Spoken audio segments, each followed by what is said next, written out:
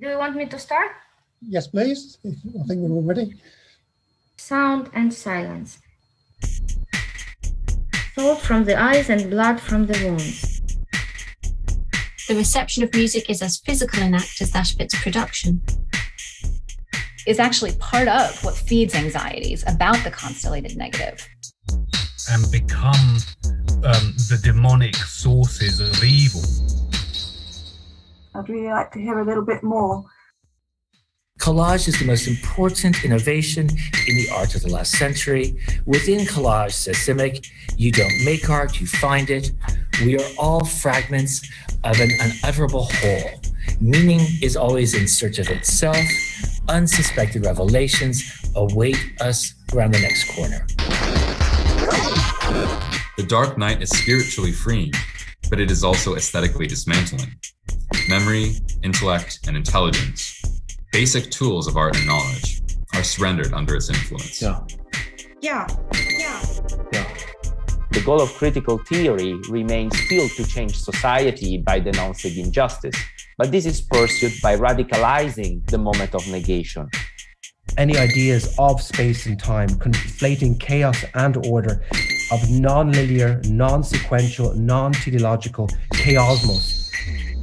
There is no subject and no object, no inside and no outside. There is only threshold. Its initial impulse is to bring forth a new life, to transfigure the world and usher in a new heaven and a new earth.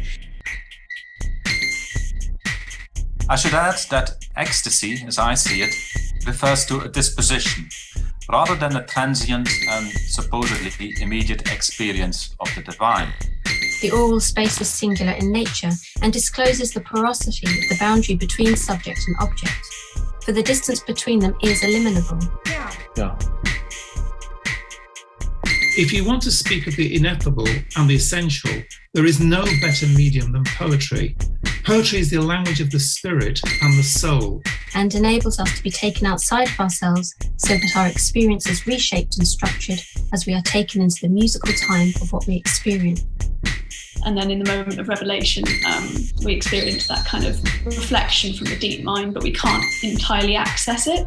And I think that notion of inaccessibility is really important. We experience that kind of nothingness and death.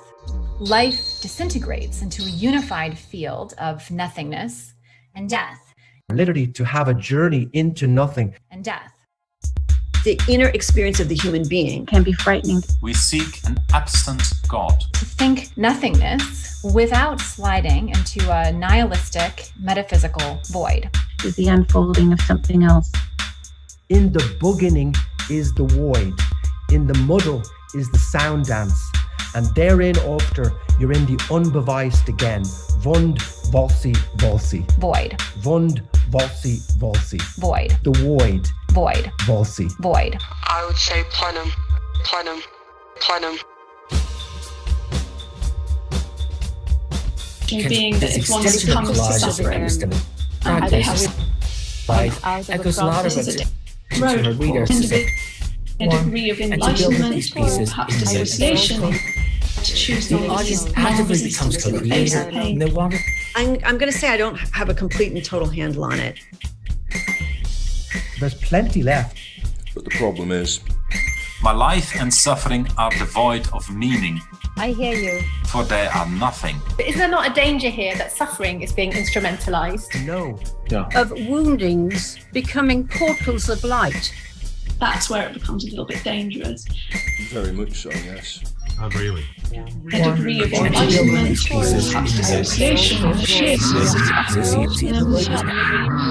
Where all forms of communication are disintegrating. Abiding in it is where the joy is found. You've got to abide in it and then you get to the joy, you get to the change of the cheer. Completely beyond time and space. An experience of abjection. But it's not acts of violence. And dissociation. Without feeling, without sight, and without breath, Julian looks on the crucifix and expects to die. Instead, however, she is transformed. My eyes are tired. For over half a century, they have gazed into nullity and they have found a lovely nothing. What I love about the rabbinical attitude to the breaking of idols is that it is so characteristically achieved by laughter.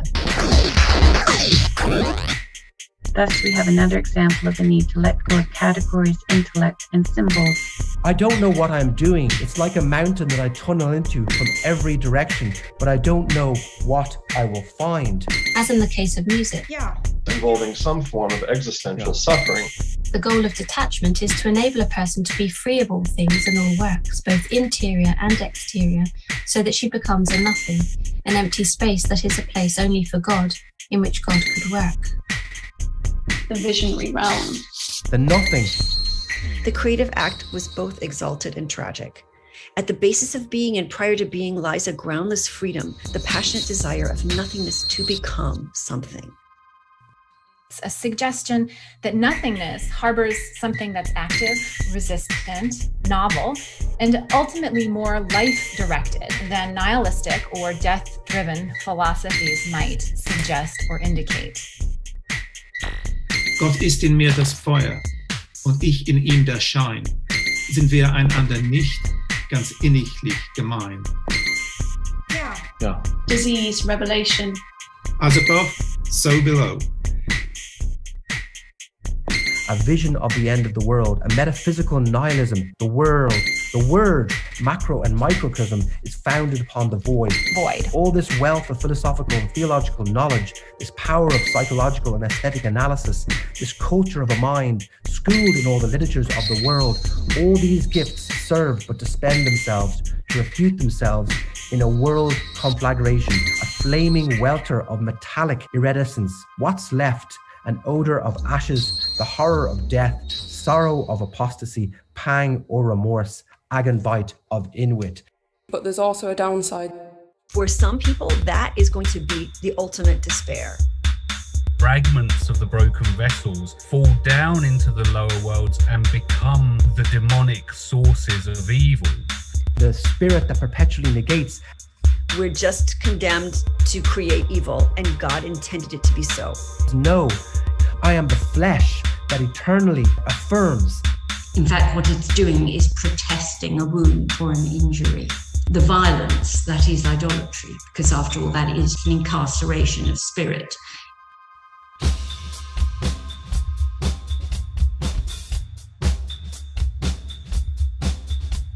In me is God the fire. In him am I the flame. It seems that deep within, we're nothing but the same. Annihilation of self involves a radical integration into the nothingness of God. Neither Christians nor theists have a monopoly on this. There are tried and tested methods of ecstasis which do not require faith. I hear you. Dance, sexuality, psychedelic drugs. And that is okay. No. Not that I can see. We become deified. Somehow connected with evil and breaking into nothing. And it could be a source of evil. The main religious objection to these tried and tested roads is that priesthoods haven't built a toll booth on them. I think all mysticism has that problem. Reason is such a fine line. You've only got to get a temperature and you can start having visions.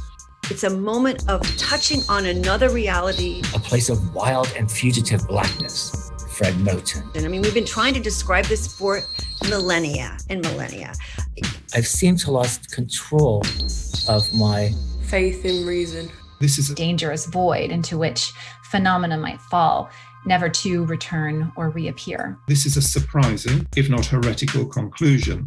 Whatever we can say about God is totally nothing. Yes, less than nothing. It's not a thing. God is silent on this matter and expects man to speak. Could you say something about that?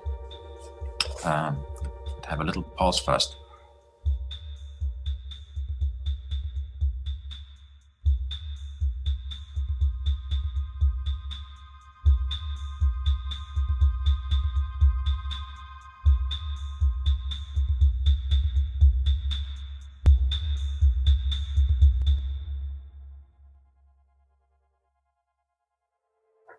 Ultimately is a form of silence. It's a paradox, but music is born out of silence and it disappears and it communicates silence, love. The singer and her way of performing became some kind of a symbol of nothingness.